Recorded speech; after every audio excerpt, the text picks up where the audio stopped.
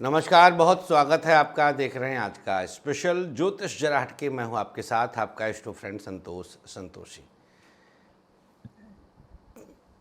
हमारे जीवन में एक दुख बड़ा अलग प्रकार का होता है। अपने अपनों का, हमारे करीबियों का पथभ्रष्ट होना। यह एक ऐसा दुख जीवन में आ जाता है जो आपको ऐसे तोड़ देता है कि आप किसी से ना कुछ कह सकते हैं, ना किसी से इस विषय पर चर्चा कर सकते हैं। अंदर ही अंदर आप घुटते रहते हैं। हमारा वो करीबी कई बार हमारे बच्चों के स्वरूप में भी होता है, अर्थात संतान का पथभ्रष्ट होना।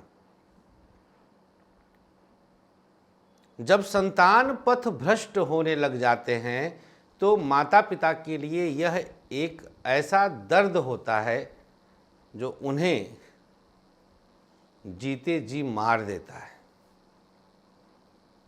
समाज के लिए देखने में वो जिंदा तो रहते हैं, लेकिन अंदर से वो खत्म हो जाते हैं।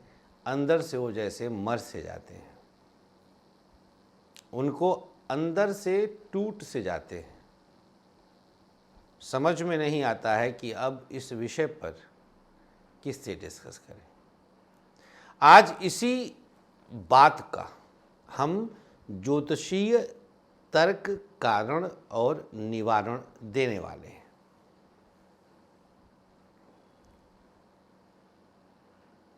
देखें,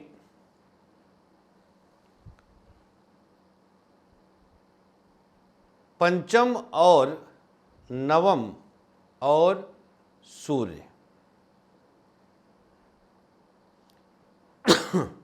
दो भाव हैं और एक ग्रह है। पंचम भाव संतान, नवम भाव पंचम से पंचम संतान की प्रामाणिकता, और सूर्य पंचम का नैसर्गिक कारक।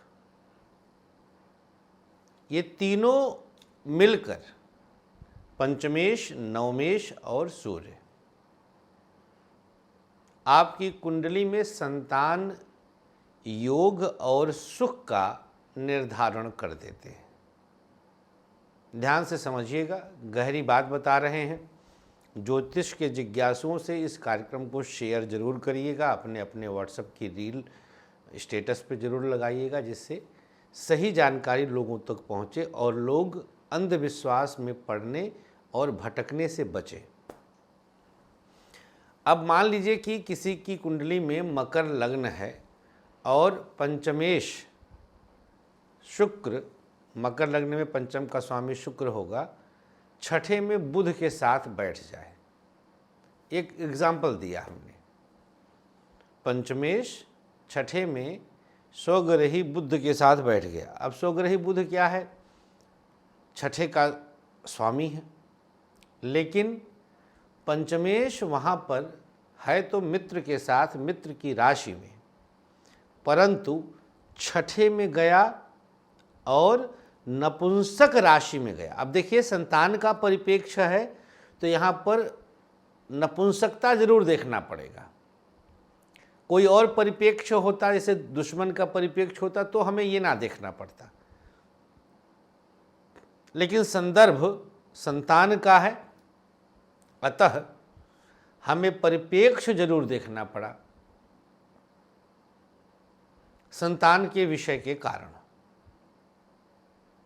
ये एक बहुत बड़ा कारण बना, संतान का परिप्रेक्ष्य।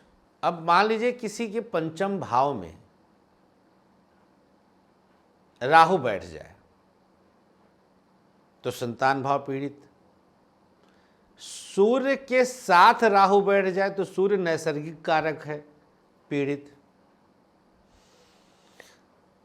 अब अगर पंचमेश बलवान है तो संतान जन्म तो हो जाएगा, परंतु सूर्य पीड़ित है तो वह आपसे शत्रुवत व्यवहार करेगा। संतान योग बन गया, परंतु संतान सुख में प्रबल बाधा आने लग गया। प्रबल उतार चढ़ाव आने लग गया, प्रबल मानसिक त्रास मिलने लग गया। जोड़ते जाइएगा, आप ज्योतिष के जानकार हैं, जोड़ते जाइएगा। पंचम भाव चतुर्थ का बैंक बैलेंस है, चतुर्थ से द्वितीय पड़ता है, तो चतुर्थ भाव सुख का है। अगर पंचम भाव पीड़ित हुआ तो आपको सुख और मानसिक सुख की कमी हर हाल में रहेगी।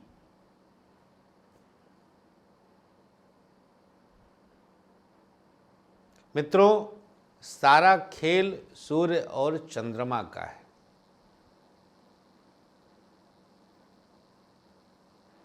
सारा खेल सूर्य और चंद्रमा का है।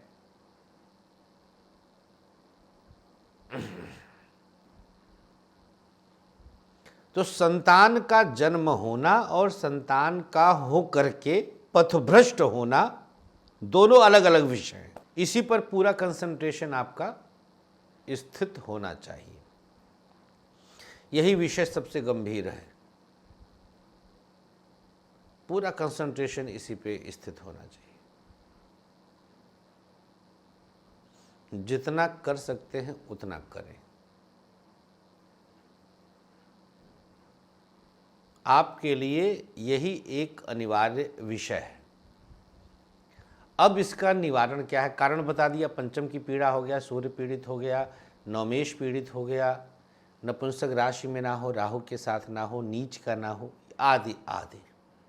जैसे मकर लग्न में छठे में बुध शुक्र बैठ गया, तो छठे में बुध नवमेश होकर के भी मकर लग्न में बैठा है, नपुंसक राशि में बैठा है। छठा भाव वैसे भी रोग और ऋण का है, तो यहाँ पे पंचमेश पूरी तरह से पीड़ित है।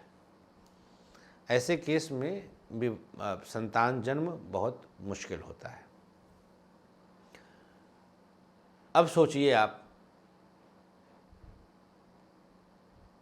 इसी कुंडली में, इसी मकर लग्न वाली कुंडली में सूर्य बलवान हो जाए, जैसे सूर्य पंचम में ही बैठ जाए, तो पंचम में सूर्य स्थान बल पा गया।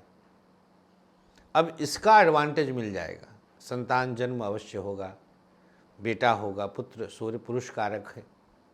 लेकिन उसके पथभ्रष्ट होने की संभावना बढ़ जाती है, क्योंकि सूर्य यहाँ पर वृषभ का है, पीड़ित है, पितृऋण से युक्त है। अब इससे बचना कैसे है? पितरों को तृप्त करिए। सबसे पहला काम पितरों को तृप्त करिए। नंबर 2, श्रीमद् भागवत का श्रवण करिए।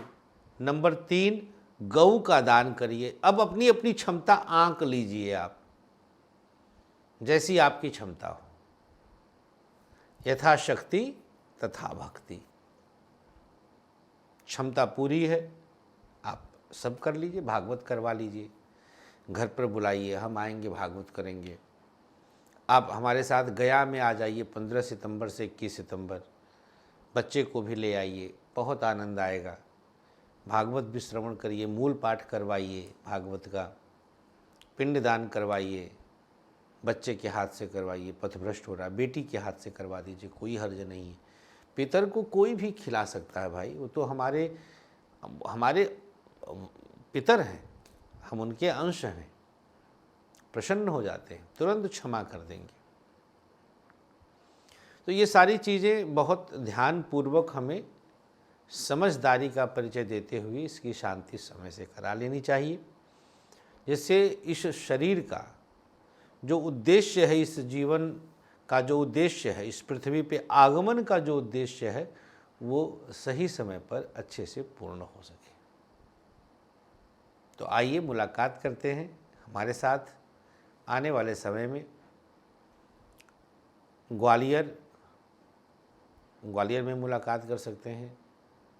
ग्वालियर के बाद हमारी आपकी मुलाकात इंदौर, पुणे, मुंबई, अहमदाबाद और जयपुर, इसके बाद गोरखपुर, पटना और गया हम आएंगे सितंबर में। इस बीच वृंदावन और गाजियाबाद के भी समय लिए जा सकते हैं। तो आज के अंक में इतना ही। ज्योतिष विज्ञान से संबंधित और अन्य जानकारियों के लिए आप कभी भी हमसे संपर्क कर सकते हैं। हमारे एस्ट्रोलक्ष्मी कोर्स में एडमिशन लेके आप ज्योतिष सीख भी सकते हैं। कार्यालय के नंबर पर बस आपको व्हाट्सएप करना है। महादेव।